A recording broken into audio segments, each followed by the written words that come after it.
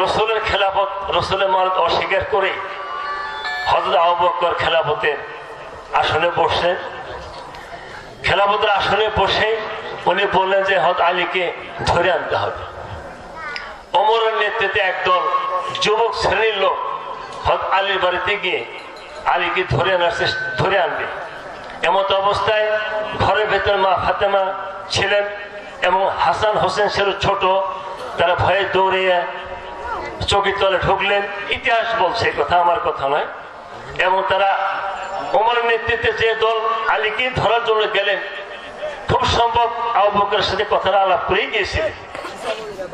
তারা আগুন জ্বালিয়ে দিলেন এবং হযরত আলীকে গ্রেফতার করে পিঠ মুড়া দিয়ে বাইন্ধে তার খাদেম সহ আবু বকরের কাছে উপস্থিত করেন। তারপরে আগে ঘরের মধ্যে আগুন, অত্যন্ত ধোঁয়া, ভয়ে হাসান হোসেন চোখের তলে ঢুকছে। হযরত মা ফাতেমা দরজাটা চাপে গেছে। ওমর লাথি মারার কারণে দরজাটা ভেঙে গেছে এবং ভেঙে যাওয়ার পরে বাম পাজও মা ফাতেমার ভেঙে যায় দরজার আঘাতে। তখন তিনি অন্তঃসত্ত্বা ছিলেন। তারপরে জোর জবর করে আলীকে ধরে আনার পরে, আচ্ছা বলেন তো দেখি, কয়েকশো মানুষ যদি একটা চোরও একটা সাধারণ মানুষকে পিঠ মধ্যে বাঁধে নিয়ে যায়, চলতে পথে কি হইতে পারে? দু একটা খারাপ কথা হইতে পারে এবং দুটা চোর থাপড় হইতে পারে, পারে না? একটা ছেলে একটা চোর ধরলেন, আমরা যে একটা ছেলে এসে গুতামান, পারে না? আমাদের সমাজে খুব সম্ভব আলীর গায়ে এরকম আঘাত করা হয়েছে বলে আমাদের ধারণা। স্পষ্ট বলতে পারছেন, এই কারণে আমাদের সমাজ সেইভাবে প্রতিষ্ঠিত হয়নি।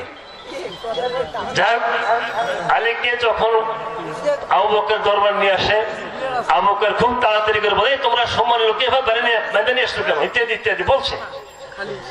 এইটা হলো খেলাফতের একটা বিশেষ প্রক্রিয়া। তারপরে কি করলেন? রসুল পাকের একটা ফেদাক বাগান, খেজুরের বাগান মা ফাতেমাকে দিয়েছে। আমরা বলি না সমাজে যে ক্ষুধায় কষ্ট, মানে মা ফাতেমা ভাত পায় না, আলী ভাত পায় না, তার ছেলে না খেতে, আমরা সমাজে বলি না? এর পিছনে আগের কারণটা একটা বাগান, রসুলের বাগান উনি মা ফাতেমাকে দান করেছেন, যেটাকে বাগে ফেদাক বলা হয়, অর্থাৎ খেজুর গাছের বিশাল বাগান। এটা যখন ডিট করে, অর্থাৎ লেখালেখি করে, এর লেখক ছিল হযরত আলী এবং সাক্ষী ছিল হাসান হোসেন। ঠিক আছে, এই বাগানটা ছিনিয়ে নেয় আবু বকর তার খেলাফতের সময়। মাওলাদের কথা বলতে, মাওলাতে এই সমস্ত কাজ হয় না, আল্লাহর পক্ষ থেকে হয়। আমি খেলাফতের কথা বলছি, খেলাফতের যে ধারণা, কাজ, এটা বলতেছি। বাগে ফেদা বাগান যখন ছিনিয়ে নেওয়া হলো, তারা ক্ষুধার তারা কষ্ট করেছে, এটা সত্য। কারণ তাদের আয় ইনকাম নাই। রসুলের ফ্যামিলি, যেখানে কোরআন বলছে যে আমি তোমাদের কাছে কিছু চাই না যারা আমার আহলে বায়াতকে ভালোবাসবে, সূরা 23 নম্বর আয়াতে আছে। তা আহলে বায়াতের ভালোবাসার নমুনা হলে এই ধরনের, তাদেরকে বাগে ফেদান ছিন্ন করে তাদেরকে ক্ষুধার জ্বালায় কষ্ট দেওয়া ছিল আমাদের খেলাফতের উদ্দেশ্য। শুধু তাই নয়, খেলাফতের আরো কিছু কারণ ছিল। এই যে আমার ভাগনা বলছে যে 12 জন ইমাম, আপনাকে বিশ্বাস করতে পারেন যে এই 12 জন ইমাম গুলা খেলাফতের মানুষের দ্বারা নিহত হয়েছে? আপনি কি জানেন? মা ফাতেমাকে প্রথম মেরে ফেললো ধাক্কা দিয়ে, আর বেশি দিন বাঁচে নেই, 21 বছর বয়সে মা ফাতেমাকে পৃথিবীতে বিদায় নেয় ওমরের লাঠি ডাকা। এটা জানা প্রয়োজন ছিল। তারপরে আলীকে হত্যা করা হলো 40 হিজরি সালে। আচ্ছা, 19 রমজান আঘাত করা হলো কুফার মসজিদে, 21 রমজান মারা গেল। তারপরে কি তাই ক্ষান্ত রইল? রসুলকে মারার চেষ্টায় পরিবারে করেছিল, কিন্তু রসুল তো ছিল দিব্যজ্ঞানী। উনি এক পাহাড়ের পাদে যাইতেই খলিফারা ছিল উপরে চড়ায় পাথর মেরে হত্যা করে রসুলকে। কিন্তু আলী তো রসুল সে জানতো, পথ ফিরেছিল, রাস্তাতে চলে গেছে, ইতিহাস আছে এটা। তারপরে আলীকে হত্যা করলো 61 হিজরি সালে। পৃথিবীর সবচেয়ে হৃদয়বেদর ঘটনা কারবালা, সেখানে হত্যা করলো। তার আগে হত্যা করলো কারবালা হত্যার ঘটনা আগে ইমাম হাসানকে হত্যা করা হয়েছিল। হাসান ছিল বড়, হোসেন ছিল ছোট। তারপরে 41 হিজরি সালে 61 হিজরি সালে 10ই মুহররমে যে ঘটনা ঘটলো আমাদের সমাজে, এর কোনো ভিত্তি নাই, এর কোনো তাফসীর নাই, এই কথা বলা হয় না। তারপরে একটি প্রাণীও এই ইমাম মানে জাফর সাদেক রসুলের বংশের আওলাদ যারা রক্তের সম্পর্কীয়, মানে এই আলী আসগর, তাকি নাকি ইত্যাদি, জাফর সাদেক, জয়নুল আবেদিন, এরা কেহই স্বাভাবিক মৃত্যুবরণ করতে পারে নাই খেলাফতের কারণে। যাই হোক, এখন ব্যাপার হচ্ছে যে সুন্দর আয়োজনটা হয়েছিল, এটা তো আরো আমার ধারণা ছিল যে ভরে যাবে। এটা আপনাদের দোষে কিছু নেই, আমাদের মানুষের রুচি, আমাদের মানুষের জ্ঞান অনুসন্ধানের তাসির। ছবি দর্শন অনুসন্ধানের কথা বলে তোমরা দেখো, তোমরা আগে খোঁজো, নিজেকে আগে দেখো। আমরা আমার করতেছি, আর আমি তো জন্ম নিচ্ছি একটা মাধ্যম, আমার জন্মটাই তো একটা মাধ্যম, একটা মহিলার পেটে। আমার জন্মটা ছিল একটা মাধ্যম, পুরুষের বীর্যের মাধ্যমে। আবার তাই না হুজুর, আমাকে তো আল্লাহ এমনি বানাই দেয় না, মাধ্যম দিয়ে দিচ্ছে, পুরুষের বীর্যে দিয়েছে, মায়ের গর্ভে দিয়েছে। আর মানুষ বড় অসহায়, যে এরা ছোট বাচ্চা কোনোদিন একা একা চলতে পারে না। পশু প্রাণীর হিসেবে আমরা নিজেরা আসলে অধম।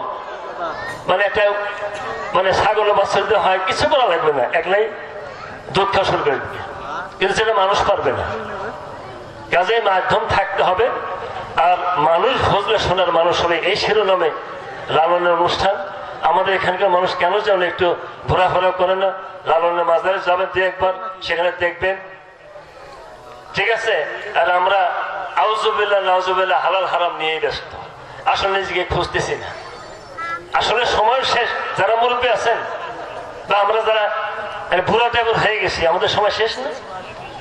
কাজেই কিছু পাইতে গেলে মাধ্যম থাকতে হবে, এটাই তো ইতিহাস। আমার জন্মটাই মাধ্যমে আমি কিছু পাবো, মাধ্যম ছাড়া কিভাবে সেটা সম্ভব?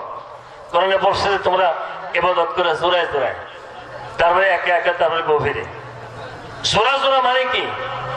গুরু শিষ্য গুরুর কাছে শিখবে, তারপরে সে একা হয়ে যাবে। অর্থাৎ জোড়ায় শুরু করলে স্টার্ট, তারপর হয়ে যাবে একা। আসলে তো আমরা একা, তাই নাকি? আমরা আসলে একা, আমরা আসা একা, যাওয়া একা। যাক, অনেক কথা, মানে এর কথা বলে শেষ করার কোন ব্যবস্থা নাই। খেলাফতের ধারা আর শহীদ দর্শনের ধারা, মাওলাতের ধারা সম্পর্কে একটু পার্থক্য বলার চেষ্টা করলাম। কথা বলে বহুত বলা যায়। আর আপনারা যারা আছেন এই জায়গার মানুষ আসলে কিছুটা নতুন। আমাদের যারা এখনো 80-90 বছর বয়স যখন সালাত করেন, তারা বোধহয় এই মাওলা সম্পর্কে কথা তাদের কাছে নতুন হবে। মানে তারা জানেন, তাদের দোষে কিছু নেই, তারা পায়নি, তারা অনুসন্ধান করে নেই। আমরা অনুসন্ধান করছি শুধু রোমারিতে, ভারতে। আমাকে ভারতে পলায় থাকতে হয়েছে কয়েকদিন। তারপরে আমাদের জায়গায় যারা একসময় খুব বিরোধিতা করতো, ঠিক আছে, যাই ওই সময় আমাদের সমাজে প্রতিষ্ঠিত না। আলেফ লাম রে প্রতিষ্ঠিত না, হামিম প্রতিষ্ঠিত না। কোরআন বলছে যে আলেফ লাম মিম জালিকাল কিতাব, বলছে না? এটা 6টা সূরার মধ্যে আছে। বলছে যে আলে মিম, মুহাম্মদের বংশ, আল মানে বংশ, মিম মানে মোহাম্মদ, মোহাম্মদের বংশই জালিকাল কিতাব। আমাদের মায়ের খেয়েছে ওইখানে রবু শব্দগুলো বলে, এগুলো আল্লাহ ছাড়া কেউ জানে না, আমরাও জানি না। অনর্থক কোরআন শরীফ দিয়ে কি করছে তা বলতে পারবো না। আমরা জেনেছি, বিশ্বাস করেছি। মুহাম্মদের বংশ হলো জালিকাল কিতাব, অর্থাৎ সত্য কিতাব। এবং আরো আছে ব্যাখ্যা, এখন এটা দরকার নেই। তো যাই হোক, আমি অবাঞ্ছিত হয়তো দু একটা কথা বলেছি, আমার ভুল ত্রুটি হলে ক্ষমা করবেন। এবং সকলের পায়ে আবার ভক্তি শ্রদ্ধা রেখে আমি বক্তব্য শেষ করছি। জয় গুরু।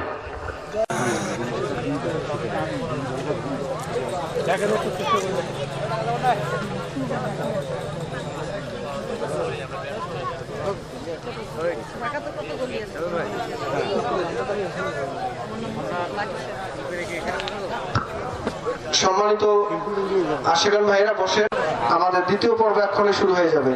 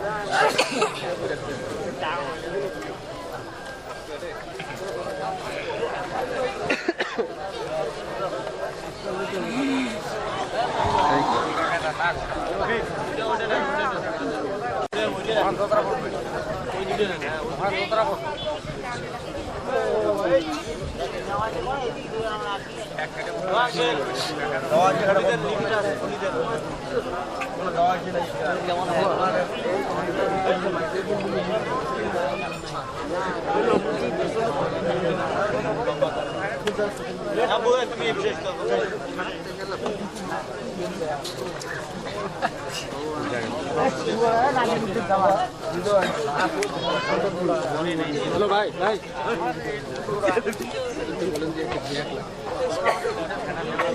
বাবা একটা আল্লাহ জ্যাক লাগবে ওই লাইন দেওয়ার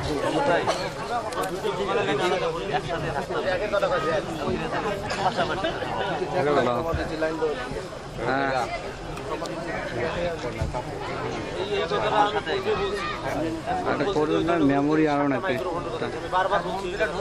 100% সারারাই দেবে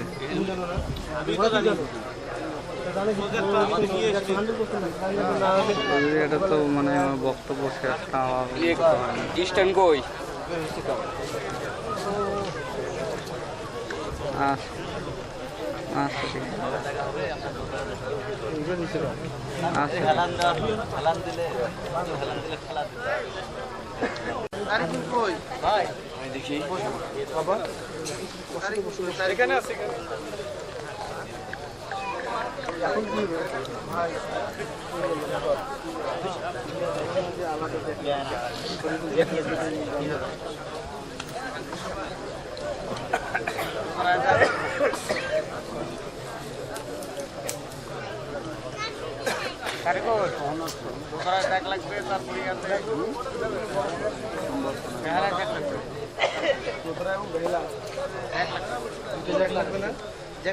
জানে না জ্যাক নিয়েও আছে আচ্ছা জ্যাক লাগবে দুইটা মাইক্রোফোন ওখানে দুইটা এখানে একটা তিনটা এখানে একটা চারটা আমাদের মাইক্রোফোন আছে সাতটা ওটা সমস্যা নেই কিন্তু জ্যাক যে পাচ্ছি জ্যাক না পান মাইক্রোফোন দেখা না সব দিতে পারেন মাইক্রোফোন দিতে পারলে মাইক্রোফোন দাও জ্যাক না থাকলে মাইক্রোফোন দাও জ্যাক আছে মাইক্রোফোন দিতে মাইক্রোফোন দিতে কিবোর্ড জ্যাক খুলে না কিবোর্ড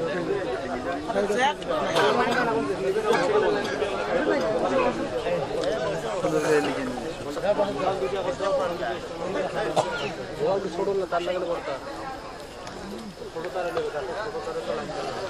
কত আছে বেশি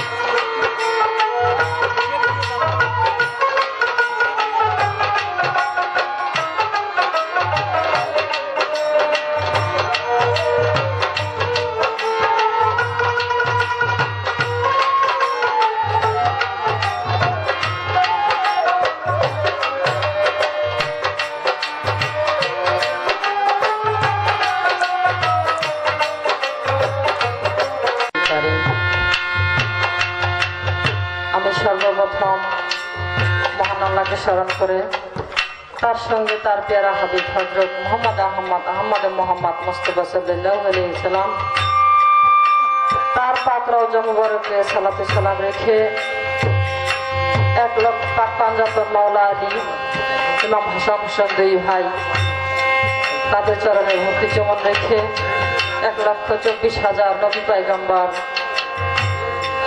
4 তরিকার 4 পীর বিশ্বের যত ওলিয়া উলিয়া যে যেখানে যেভাবে সাহিত্য রয়েছেন সকলের চরণে আমার ভক্তি চমন রেখে এবং আজকে আমরা যার টানে এসেছি সেই 11তম বাৎসরিক মহাপবিত্র উরুস মোবারক স্থান মোহাম্মদ ফজলুর রহমান চিশতির বাড়ি মিলের পার তারিখ 16 নভেম্বর 2018 ইংরেজ শুক্রবার সময় সন্ধ্যা 7:00 থেকে রাতব্যাপী প্রধান অতিথি হযরত শাহ সুফি সাধন আলী চিশতি তার চরণে আমার ভক্তি চমন এবং বিশেষ অতিথি মোহাম্মদ মান্নান চিশতি রৌমারী কুড়িগ্রাম থেকে আগত তার প্রতি আমার ভক্তিপূর্ণ সালাম। আসসালামু আলাইকুম। এবং অনুষ্ঠানের সভাপতি মোহাম্মদ জাহিদ সোহারা বাপ্পি তার চরণে আমার ভক্তিপূর্ণ সালাম। আয়োজনে চিশতিয়া নিজামিয়া দরবার শরীফের ভক্তবৃন্দ সকলের প্রতি আমার ভক্তিপূর্ণ সালাম রেখে এখানে উপস্থিত আছেন আমার মাইদুল মামা তার প্রতি আমার সালাম এবং আরো অনেকের নাম জানি না মান্যগণ্য ব্যক্তিরা যারা আছেন আমার বড় ছোট সমবয়সী আমার মতো গায়ক গায়িকা যারা আছেন তাদের প্রতি আমার ভক্তিপূর্ণ সালাম রেখে আমার বিপক্ষের শিল্পী যিনি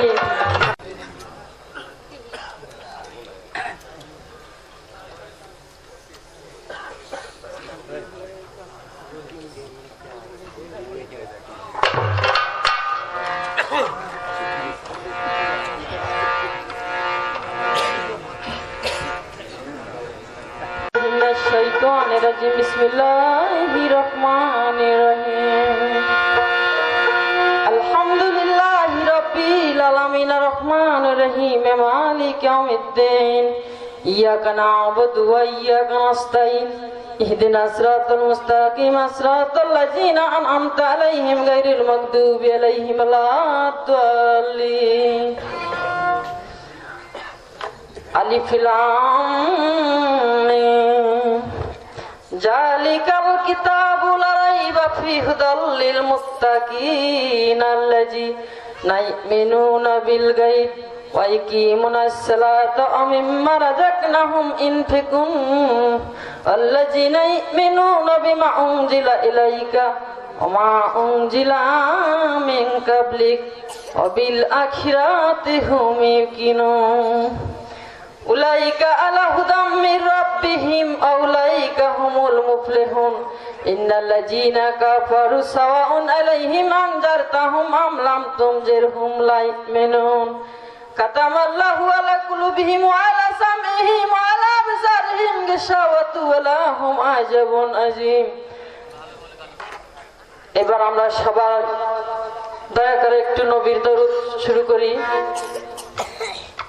দরুদ আল্লাহুম্মা সাল্লি আলা সাইয়্যিদিনা মাওলানা মুহাম্মদ ওয়া আলা আলি সাইয়্যিদিনা মাওলানা মুহাম্মদ সাইয়্যিদিনা নবিয়ানা শাফিয়ানা মুহাম্মদ আহারে দিনের নবী এই দুনিয়ায় আসিয়া কত কষ্ট করছেন নবী উম্মতের লাগিয়া দুরুদ আল্লাহুম্মা সাল্লি আলা সাইয়্যিদিনা মাওলানা মুহাম্মদ ওয়া আলা আলি সাইয়্যিদিনা মাওলানা মুহাম্মদ সাইয়্যিদিনা নবিয়ানা শাফিয়ানা মুহাম্মদ দরদিরা এই সময়টা আপনাদের লস হয়ে গেল বরঞ্চ কি আমরা সেই দয়াল নবীকে একটু স্মরণ করলাম যদিও তার উম্মত নাও হইতে পারি চেষ্টা করলাম হওয়ার জন্য যদি সে আমরা যে করে অনেকে অনেক রকম করে মাওলাকে ডাকে কিন্তু